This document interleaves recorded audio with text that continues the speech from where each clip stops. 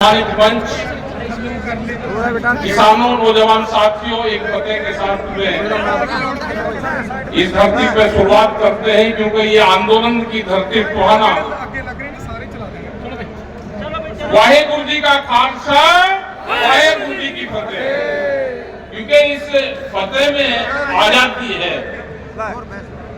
और टोहाना में तो आपने देखा ही है, जब यहाँ पे आंदोलन चला तो उगरा साहब और सब लोग, हमारी जो पूरी टीम थी वो थाने में ही लेटे वहां के भाई। तो यहाँ से फिर जीत होगी। आप सब लोगों को जो यहाँ पे आए सबका धन्यवाद है। और दुख इस बात का है कि हमारे कुछ साथी जब आंदोलन में यहाँ पे आ रहे थे मीटिंग में, तो वे शहीद हुए। परमपिता परमात्मा से, वाहेगुरु से उनको अपने चरणों में स्थान दे। दुखद घटना है, उनके परिवारों को भी हमारा ये है कि हम सब दुख की घड़ी में उनके साथ में है। जो मुद्दे हैं, मुद्दे बहुत चर्चा यहाँ पे हुई,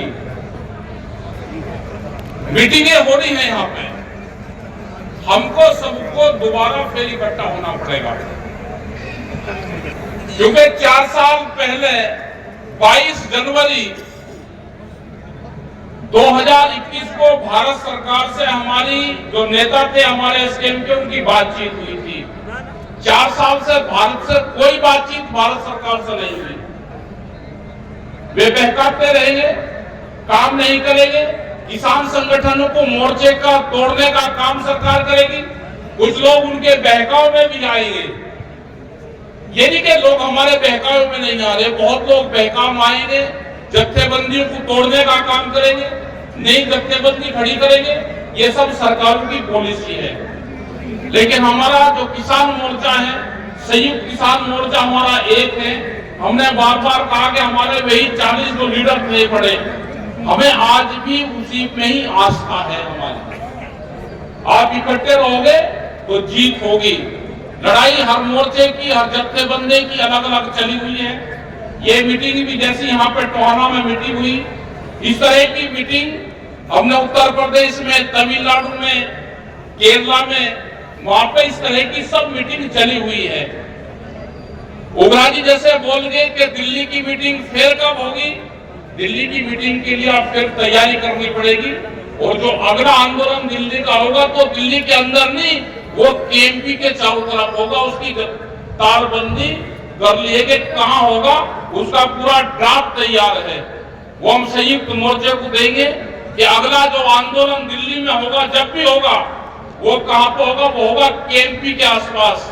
जो केएमपी है, दिल्ली को चारों तरफ से एक बाउंड्री है, उसके वहां पे होगा जब भी वो आंदोलन हो। लेकिन हमको एमएसपी गारंटी कानून के लिए एक विचारधारा पूरे देश को बनानी पड़ेगी। जैसे हरियाणा के मुख्यमंत्री ने कहा कि मैं तो 24 और 14 फसलों की खरीद कर रहे हैं। 14 फसलें, 24 फसलें तो हरियाणा में होती भी नहीं। ये झूठ बोलते हैं पूरा। हमने कहा कि सरकार को जो खरीद करनी वो खरीद कर ले, लेकिन व्यापारी जो खरीद करता है वो एमएसपी से कम पे खरीद ना करें। आपने देखा होगा कि बिहार के लोग आपके यहाँ पे मजदूरी करने आते हैं, वे बिहार के किसान हैं सब, लेकिन वहां पे मंडियां बंद होगी, उसको बाजार समिति बोलते हैं। वहां पे जो चावल का रेट है, जो धान का, जो जीरी का रेट है, वो 800 से 1200 रुपए क्विंटल है। वे इस रेट में बेचते हैं। वहां पे जो मक्का बेचते हैं, जो पूरे देश में बेहतरीन क्वालिटी की मक्का पैदा होती है, वो 1400 से 1600 रुपए क्विंटल बिकती है। वहां पे सूरजमुखी की खेती होती है, गन्ने की होती है, बहुत बेहतरीन वेजिटेबल सब्जी पैदा वहां पे होती है, लीची वहां पे पैदा होती है। लेकिन उन किसानों को भाव नहीं मिलता, तो इसीलिए बिहार के किसान ने बिहार को छोड़ के मजदूरी करने लगे या फिर पढ़ाई करने लगे। यही हाल कश्मीर का है, क्योंकि कश्मीर जो श्रीनगर ऊपर है, जहाँ पे सेब का उत्पादन होता है, उन किसानों को कैसे बर्बाद कर रहे हैं कि वे मुस्लिम समाज के लोग हैं। उनको बर्बाद करो तो उनको जो सेब का फसल है उसको ट्रकों के द्वारा रोका गया और 22 दिन तक उनके ट्रक रोके गए। जो काले कलर का सेब अंदर से निकला था 2 साल पहले, वो वही खेप थी। उन किसानों को करीब एक ही झटके में 3000 करोड़ रुपए का नुकसान करा। तो वहां पे भी आंदोलन चल रहे हैं। जो पंजाब की धरती पे आंदोलन चल रहे हैं, हम उस आंदोलन का समर्थन करते हैं। डालेवाल जी की हालात खराब है, हम उनके सब लोग सहयोग में हैं कि मदद उनकी कैसे हो, लेकिन हम कोई मदद नहीं कर सकते। या तो मदद भारत सरकार करेगी या मदद वहां की कमेटी के लोग करेंगे। या तो भारत सरकार मदद करे, उनकी बात जो है वो मान्य तो वे अनशन खत्म करें, या उनकी कमेटी के लोग निर्णय ले। और सिख समाज है ये शहीदी से पीछे नहीं हटता।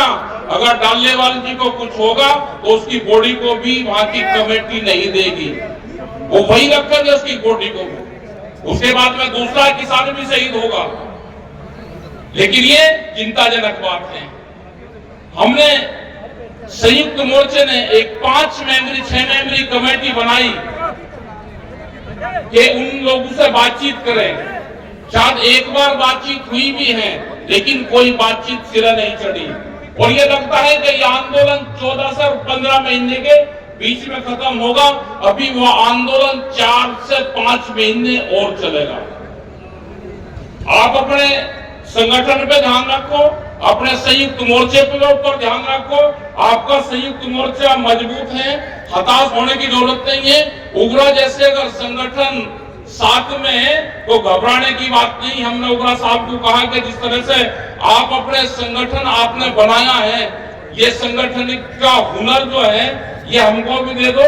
हमारे पास में संगठन का ये हुनर नहीं है जो आपके पास में, जिस तरह से आपकी एकजुटता है। अगर ये हुनर पूरे जत्थेबंदी में मिल जाए तो 5 दिन में इसको दिल्ली को फिर फतह हम कर सकते हैं।